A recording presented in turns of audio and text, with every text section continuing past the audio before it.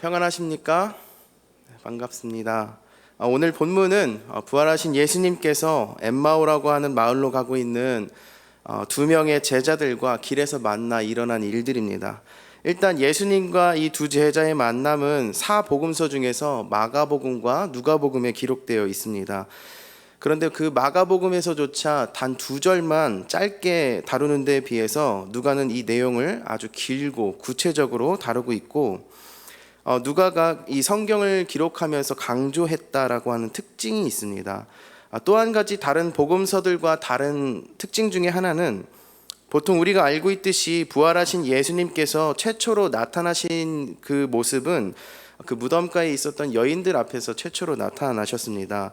그러나 누가는 그 장사된 무덤가에서 여인들과 최초로 직접 만난 그 신비로운 사건은 건너뛰었습니다.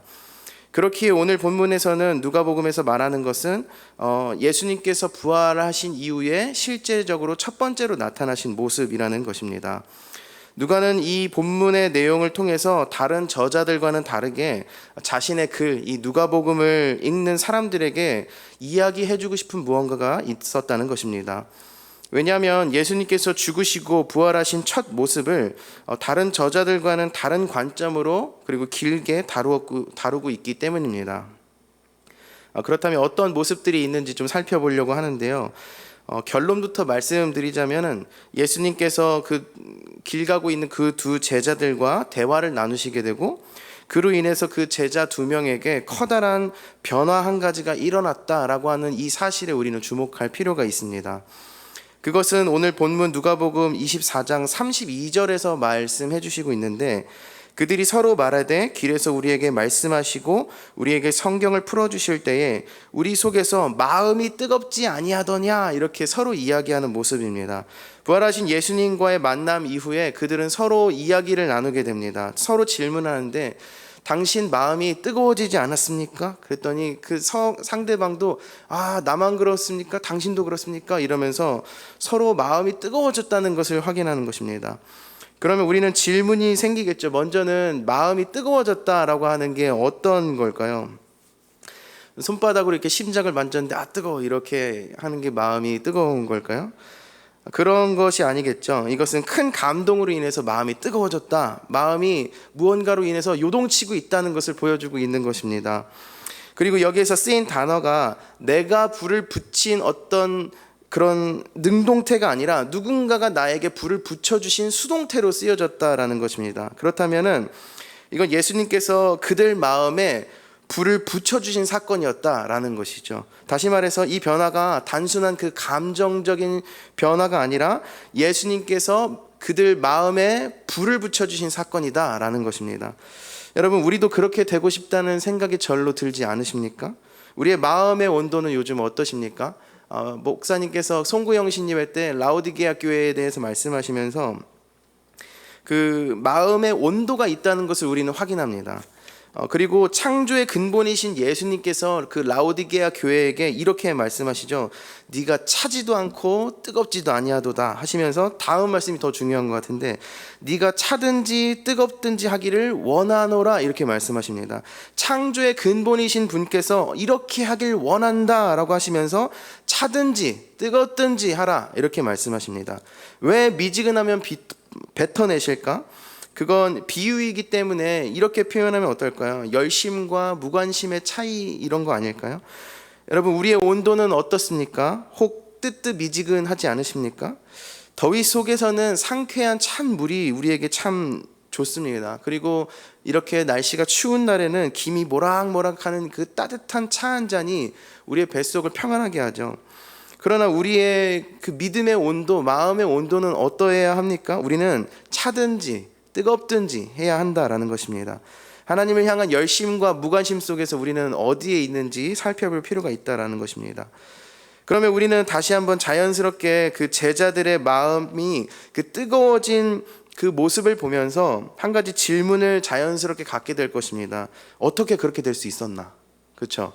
어떻게 그들은 그토록 뜨거운 마음의 샘이 터져 나오듯이 어떻게 그런 뜨거운 마음을 가질 수 있었을까? 본문을 좀 자세히 살펴보면서 질문의 답을 찾아가려고 하는데요. 우선 어느 때였는지 살펴보면은 본문이 시작되는 그 13절에 보면은 그날에라고 시작하고 있습니다. 13절에 그날에라고 시작되면은 그 위에 단락에 무슨 내용들이 있었는지 우리는 살펴보면 그날이 어떤 날인지 알 수 있겠죠. 24장 1절로 이렇게 올라가 보면은 안식 후 첫날 새벽에라고 되어 있습니다. 그러니까 24장의 그 안식 후 첫날이라고 하는 것은 예수님께서 부활하신 그날, 부활하신 부활절 날을 말해주고 있습니다. 그날에 다음에 나오는 게 그들 중 둘이라고 되어 있죠. 그리고 그들은 예루살렘을 떠났다. 그리고 엠마오라고 하는 25리쯤 떨어진 엠마오라고 하는 곳으로 갔다라고 이렇게 이야기하고 있습니다. 저희 엄마가 심리는 4km야, 심리는 4km야. 여기 어렸을 때부터 이야기하셨는데, 그러면은 25리면은 몇 킬로죠? 한 10km 정도 되나요? 그렇죠? 그들에 대한 정보를 조금 더 살펴보면은 그들은 예수님과 가까운 교제를 나누고 있었던 사람들로 보입니다. 그러나 그들은 예수님의 부활 소식까지도 전해 들었지만 실제 부활하신 것은 믿지 못했던 사람들로 보입니다. 그것을 설명하고 있는 게 17절부터의 말씀이거든요. 17절에 보니까 그 두 사람은 슬픈 빛을 띠고 있었다라고 말합니다. 그러니까 자신이 따르던 그 예수님이 죽으셨다는 소식을 듣고 그들은 슬퍼했다라는 것이요. 그리고 18절에 보면은 그 중에 한 사람의 이름이 나오는데 글로바라고 나옵니다. 예수님의 12제자는 아닌 것 같아요. 그렇죠? 글로바라고 하는 이름은 12제자에는 없었습니다. 그렇지만 예수님의 십자가의 소식을 듣고 슬픈 빛을 띠면서 살고 있었던 것으로 보아서 그들은 예수님을 따르던 사람들인 것은 분명해 보입니다. 예수님이 그들에게 무슨 일로 그리 슬퍼하는지, 무슨 이야기들을 나누고 있었는지 그들에게 접근해서 묻게 됩니다. 그랬더니 그들은 자신이 따르던 예수님이 부활하셔서 실제 자신들 앞에 나타나지만 눈이 가리워져서 알아보지 못했다라고 이야기하면서 오히려 예루살렘에 살면서 지금 일어난 소식들을 어떻게 못 들을 수가 있습니까? 이렇게 되묻게 됩니다. 그리고 처음으로 빈 무덤을 발견한 여자들의 말도 들었고, 베드로가 직접 그 이야기를 듣고 무덤에 찾아갔다는 이야기들도, 그러나 예수님께서는 거기 계시지 않았다는 자신들이 들어서 아는 소식들을 예수님께 다시 전달합니다. 그러나 그들이 진정 믿음은 없었다는 것을 보여주는 게 그 명확한 말씀이 예수님께서 그들의 말을 듣고 하신 말씀이죠. 25절에 있는 말씀에 이르시되 미련하고 선지자들의 말한 모든 것을 마음에 더디 믿는 사람들아, 이렇게 이야기하십니다. 그들은 친밀하게 예수님의 모습을 보면서 따르던 사람들이었는데 실제로 자신들이 따르던 예수님이 돌아가신 사실 때문에 예루살렘을 떠나 엠마오로 가는 내내 슬퍼했습니다. 그리고 그들은 치열하게 예수 그리스도에 관한 이야기들을 서로 나눴다라고 성경에 이야기하는데 15절에 보면 그들이 서로 이야기하며 문의할 때에 라고 나오는데, 여기 문의할 때라고 하는 이 표현이 얼마나 치열하게 이야기를 나눴었는지 그 사도행전 6장에 스데반이 돌로 맞아서 죽기 직전에 그 치열하게 논쟁했을 때 이 단어가 쓰였습니다. 그리고 사도 바울이 자신을 죽이려는 유대인들과 논쟁했을 때 이 단어 문의했다라고 하는 똑같은 단어가 쓰였거든요. 그러니까 종교적 신념에 의해서 한 사람을 죽이고 살리고자 했을 정도로 그 치열한 논쟁을 했을 때 쓰였던 단어가 지금 이 둘이 서로 대화하면서 문의했었다라고 하는 그때 그 똑같은 단어를 쓰고 있습니다. 그 정도로 이 두 사람은 자신들이 따르던 예수님에 관하여서 깊은 관심이 있었고, 예수님께서 십자가에 죽으시고 부활하셨다는 것에 대해서 소식도 들었고 이야기도 나누고 있었지만은 믿지는 않고 있었던 것입니다. 누가는 이 두 사람이 마음의 뜨거움을 품기 전 상태를 나타내 주는데, 예수님을 쫓아 살고 가까이에서 그분의 가르침과 그분의 행하심들을 봐왔지만 19절에도 보면은 예수님은 하나님과 모든 백성 앞에서 말과 일에 능하신 선지자다. 21절에도 이스라엘을 속량할 자라고 우리는 바라고 있다. 이렇게 예수님에 관해서 이야기하고 잘 알고 있는 것 같지만 예수님에 관해서 치열하게 이렇게 논의도 하고 있지만 그 안에 참된 믿음이 없었다라는 사실입니다. 그렇다면 이 모습을 우리에게 가져와서 생각해 볼 필요가 있습니다. 우리는 예수님의 차든지 뜨겁든지 또는 그 미지근함에 관하여서 어느 곳에 있는가. 우리는 치열하게 하나님을 위해서 사는 것은 같지만 예수님은 나의 믿음을 어떻게 바라보고 계실까, 이런 생각을 해봐야 합니다. 우리는 예수님이 하나님과 모든 백성 앞에서 말과 일에 능하신 선지자다, 이스라엘을 속량할 자다, 이렇게 바라고 있지만 결정적인 순간에 나 자신을 뒤돌아보니까 식어지고 느슨해진 우리의 모습을 발견한다는 사실입니다. 우리에게는 익숙함이라는 게 있습니다. 그것은 하나님을 향한 믿음의 여정에 있어서 꽤나 좋은 역할을 해줍니다. 정해진 시간에 맞춰서 예배드리고 익숙하게 성경책을 펴고 하나님께 기도를 올려드리곤 합니다. 그런데 이 익숙함이 오래 지속되다 보면 때로는 무뎌지는 일도 줄곧 발생하죠. 칫솔을 오래 쓰면 이제 달아요. 뜨거웠던 커피가 시간이 지나면 식습니다. 우리의 하나님을 향한 열정과 예배를 대하는 자세들, 기도의 진실함과 간절함이 점점 이제는 느슨해지고 익숙해질 때가 많다라는 것입니다. 우리의 하나님을 향한 그 열정, 안 믿는 건 아닙니다. 안 믿는 건 아닌데 점점 식어지고 무뎌져 간다는 사실입니다. 우리는 자연적으로 하나님을 찾고 그분을 향한 마음의 사랑과 믿음이 점점 자라나지 않는다는 사실을 발견합니다. 자연스럽게 쌓이는 것이 있다면 그것은 바로 성경책 위의 먼지입니다.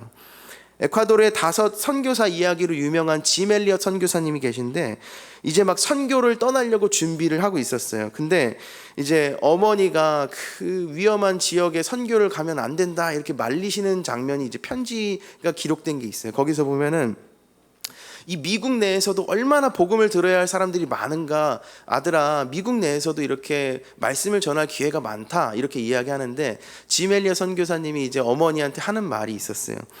그들에게는 이미 복음을 들어왔었던 경험이 있었고 앞으로 복음을 들을 그 기회들이 많이 있습니다. 그들의 성경책 위에 쌓여있는 먼지와 그들의 통장 잔고가 그들을 정죄할 것입니다. 이런 말을 해요. 그러니까 우리 대부분은 이미 신앙생활에 익숙해져 있어요. 오랫동안 교회에 출석하고 신앙생활을 해왔습니다. 우리는 오늘 엠마오로 떠나던 2 사람의 말과 같이 예수님이 선지자이고 대속자인 사실을 잘 알고 있습니다. 그런데 혹 우리가 알고 있다고 생각하면서 무뎌지고 있었던 부분을 놓치고 있다면 결정적인 순간에 우리의 식어지고 느슨해진 모습만 발견될 뿐입니다. 우리는 익숙함 속에 무뎌짐이 있다면 다시 한번 마음을 일으켜야 할 것입니다.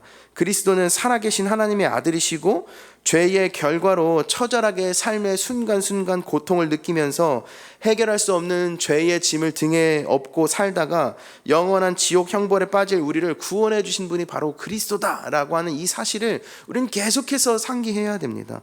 우리는 이 구원의 진리 속에서 계속해서 그 장성한 분량에까지 자라나야 하는 것입니다. 오늘 예수님과 이 2 사람의 만남은 더디 있는 미적지근한 마음속에 뜨거운 불을 붙여주신 사건이라고 했습니다. 그들의 마음속에서 말씀의 터치가 일어납니다. 우리는 그 2 사람의 변화를 보고 있는데 과연 이 모습들 속에서 예수님은 어떠한 일을 행하셨기에 익숙해서 다 식어진 미적지근한 그들의 마음 가운데 서로 이제는 불을 확인할 수 있었을까요? 오늘 본문의 구조가 무언가를 말해주고 있는데 본문을 잘 보시면은요 13절에 보면은 예루살렘을 떠나 엠마오로 가는 그 모습들이 나오는데 뒤에 보면은 33절에 예루살렘으로 다시 돌아가요. 이들이 예루살렘을 떠나서 엠마오로 가던 그들이 이제는 다시 예루살렘으로 돌아옵니다. 또 16절에 보니까 눈이 가려져서 예수님을 알아보지 못했었던 그들이 31절에 보면은 그들의 눈이 밝아져서 예수님을 확인해요. 이제는 앞과 뒤가 지금 달라요. 또 17절에 보니까 슬픈 빛을 띠고 머물러 서 있던 그들이 예수께서 어떠한 일을 행하신 이후에는 32절에 이렇게 고백합니다. 우리 속에서 마음이 뜨겁지 아니한가? 마치 이제 베드로가 예수님의 죽으신 그 부활하신 그 소식은 들었지만 고기를 잡는 자기의 본업으로 이렇게 돌아가죠. 그래서 자기의 삶을 살아요. 그런데 그렇게 예루살렘을 떠나려던 그들의 모습과 베드로의 모습이 똑같아요. 예루살렘을 떠나는 것이 뭔가 믿음을 떠나는 것처럼 이렇게 보여지는데, 그랬던 그들이 이제는 다시 예루살렘으로 돌아갑니다. 그리고 그토록 따르던 예수님이 눈앞에 계셔도 알아보지도 못했었던 그들이 이제는 눈이 밝아져서 예수님이신 것을 알아봅니다. 슬픔에 잠겨서 살던 그들이 이제는 마음에 뜨거운 열정을 갖고 살아갑니다. 누가는 의도적으로 이런 구조를 만들어 놓은 거예요, 문학적으로. 그러면서 그 가운데 도대체 무슨 일이 벌어졌는가, 그 앞과 뒤가 왜 이 사람들은 왜 이렇게 다른가, 이것을 우리 독자들에게, 우리들에게 궁금하게 만들어 놓는 거예요. 여러분, 누가의 의도와 같이 예수님께서 어떠한 일을 행하셨는가 궁금해지고, 또 한편은 우리에게 사모가 되지 않습니까? 네. 이것이 오늘 설교의 제목과 같이 성경을 풀어주실 때 일어난 역사들이에요, 사실은. 먼저 예수님께서는 성경의 말씀들을 제자들에게 전하기 전에 마음에 더디 믿는 그 제자들을 한번 책망하십니다. 이 모습은 변화에 대한 필요성을 일깨워주는 것과 같죠. 여기서 알 수 있는 사실은 사람은 변화할 그 필요성을 깨달을 때 변화하는 것 같아요.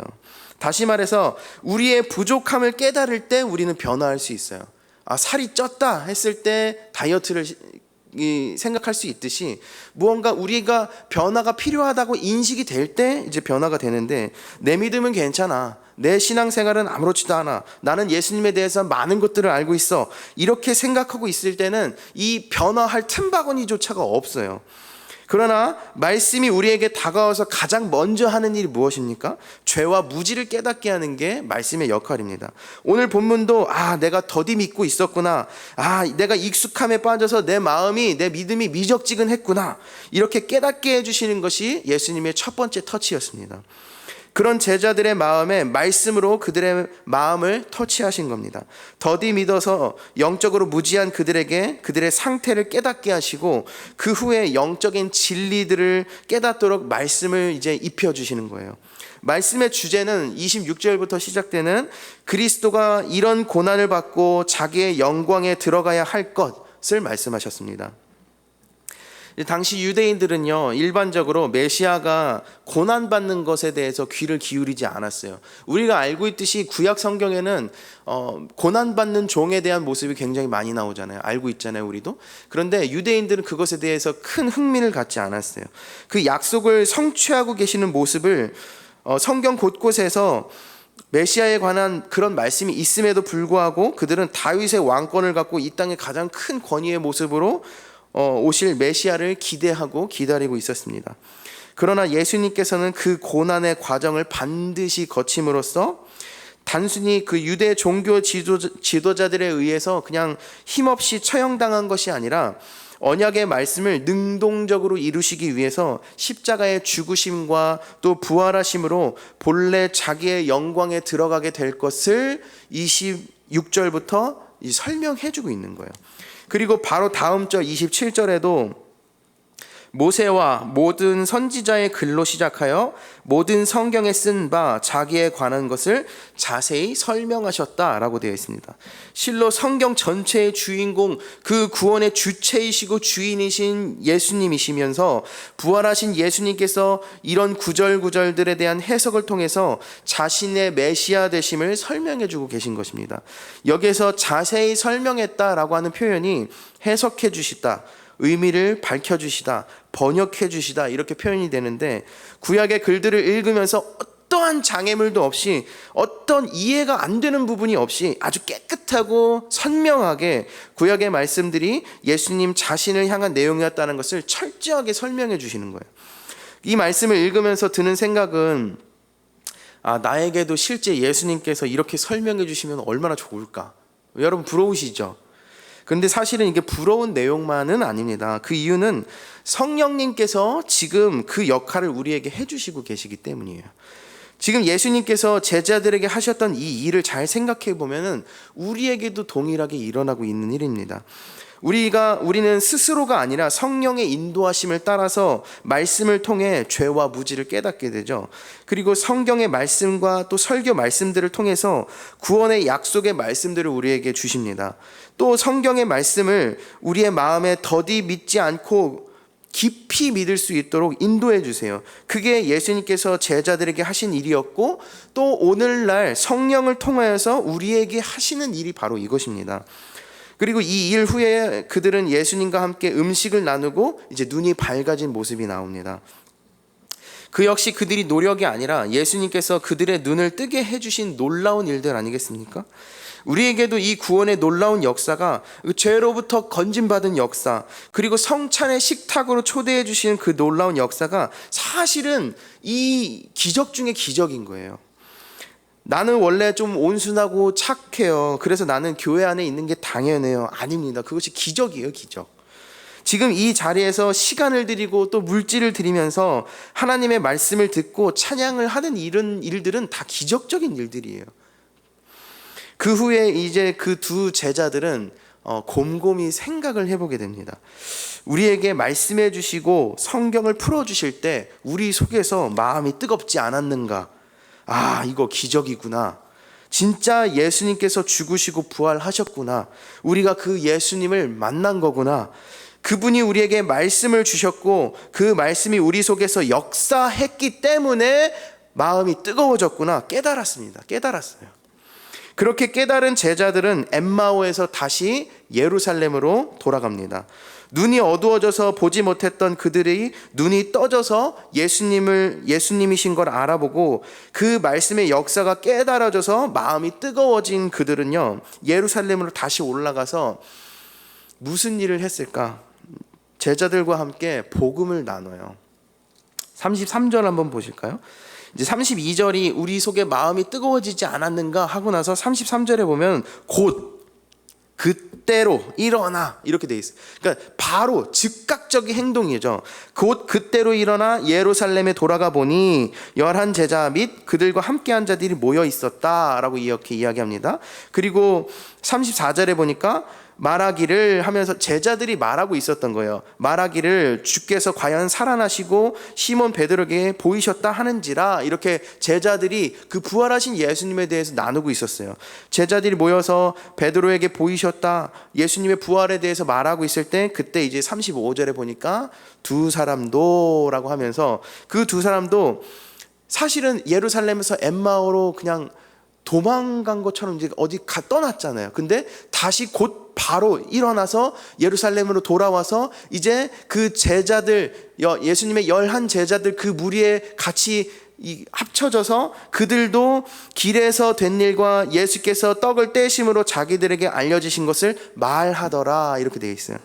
뜨거운 마음을 품은 그들은요, 제자들과 함께 그 복음의 소식을 나누려고, 서로 그 부활의 소식을 나누려고 예루살렘으로 곧바로 돌아갑니다. 구약에서도 이 뜨거운 마음과 똑같은 단어가 이제 사용된 곳이 있는데, 예레미야 20장에 보시면요, 제가 읽어드리겠습니다. 내가 다시는 여호와를 선포하지 아니하며 그의 이름으로 말하지 아니하리라 하면 나의 마음이 불붙는 것 같아서 골수에 사무치니 답답하여 견딜 수 없나이다. 예레미야의 고백이거든요.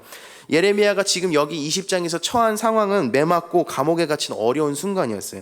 근데 왜 하나님은 날 안 도와주세요, 이렇게 약간 서운했었던 장면인데, 그런데 여호와를 선포하지 않으면 마음이 불붙는 것 같다고 이렇게 표현을 합니다.